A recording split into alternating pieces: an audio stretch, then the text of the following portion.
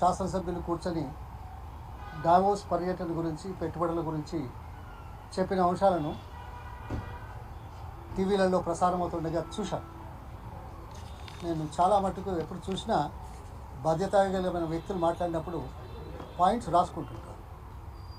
ఏదో అత్తరబుత్తరగా రాజకీయ కోణంలో మాట్లాడే అంశాలు నేను చాలా తక్కువగా చేస్తానన్నమాట ప్రస్తావిస్తున్నాను.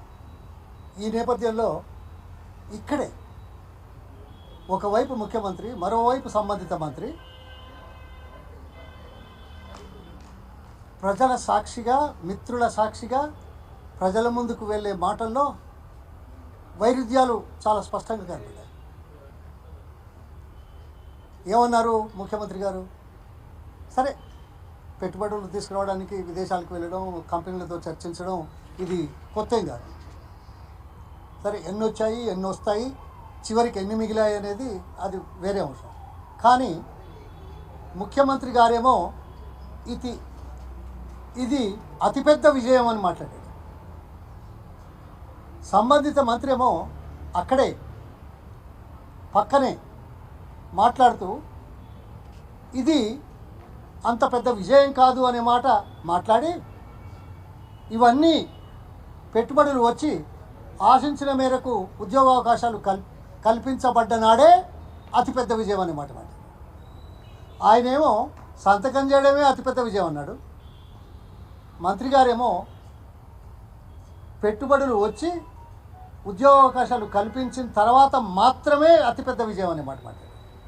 అంటే అక్కడిదక్కడే విభిన్న దృక్పథాలు, ప్రభుత్వంలో ఉన్న పెద్దలకు ఉన్న నగ్న సత్యాన్ని ప్రజల సాక్షిగా చూసిన తర్వాత మిత్రులకు, మీకు మళ్ళీ ప్రజల ముందుకెళ్ళి నేను మాట్లాడుతున్నాను. ఇది ద్వంద్వ అర్థాలు కాదా? అంటే ఏదో ఒక కోణం పెట్టి విమర్శించడం కోసం నేను రాలే. ఇంకా చాలా విషయాలు ఉన్నాయి. చాలా సంతోషం. వీటి మీద ఎవరైనా వస్తే చర్చిద్దాం, మాకేం అభ్యంతరం లేదు. ఉద్యోగాలు వస్తాయి, పెట్టుబడులు వస్తాయంటే వద్దంటారా ఎవరైనా? చాలా గొప్పగా చెప్తున్నాడు ముఖ్యమంత్రి. ఏమంటున్నాడు? 1,78,000 కోట్లు వచ్చాయన్నారు. ఆహా, ఎలా వస్తాయా? విధానాల వల్ల అని ఏదో చెప్పారు. నేను కాదనడం లేదు. ఒక్క సంవత్సరంలో విధానాలు అంత పెద్ద ఎత్తున రావడానికి వచ్చాయని, లేకపోతే మిమ్మల్ని చూసి, మీ వ్యక్తిత్వాలను చూసి, మీ రూపురేఖలను చూసి వచ్చాయని అనుకుంటున్నారా?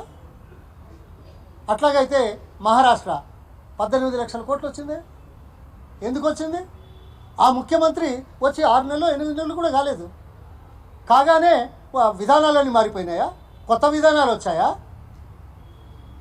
మిస్టర్ రేవంత్, పెట్టుబడులు ఒక పద్ధతి ప్రకారం వస్తాయి, ఒక ఆలోచన ప్రకారం వస్తాయి. గతంలో చేసిన దానికి కంటిన్యూషన్ ఉందా లేదా అనేది ఒకటి, జాగ్రాఫికల్ లొకేషన్ సహకరిస్తుందా లేదా అనేది ఒకటి, ఇవన్నీ ఉన్నాయి. అవును, మహారాష్ట్రలో మొదటి నుంచి పెట్టుబడులు వస్తున్నాయి. కొత్తగా వచ్చిన ముఖ్యమంత్రిని చూసి పెట్టారా 18 లక్షలు? నిన్ను చూసి 1,78,000 కోట్లు వచ్చాయా? దీనికి కారణం 1997 నుంచి 2023 వరకు గణాంకాలు కనుక వస్తే చర్చించి ముందర పెడతాను. ఎస్, పునాదులు వేశారు, విత్తనం వేస్తాం, కాయలు కాసే అవకాశం వస్తుంది. కాయలు కాసినంత మాత్రాన నేను ఆయనే కాయలు కాసిన అంటే ఎవరు నమ్ముతారా? ఏమయ్యా? సరే, ప్రచారం చేసుకోవడానికి ఓ ఎత్తుగడ, అంత మాత్రం చేత ప్రజలను మభ్యపెట్టేందుకు చేసే ఎత్తుగడలు మాత్రం మంచిది కాదు. ఓకే, రానివ్వండి, వద్దంటారా ఎవరైనా? ఎన్నొచ్చాయో చెప్తారా?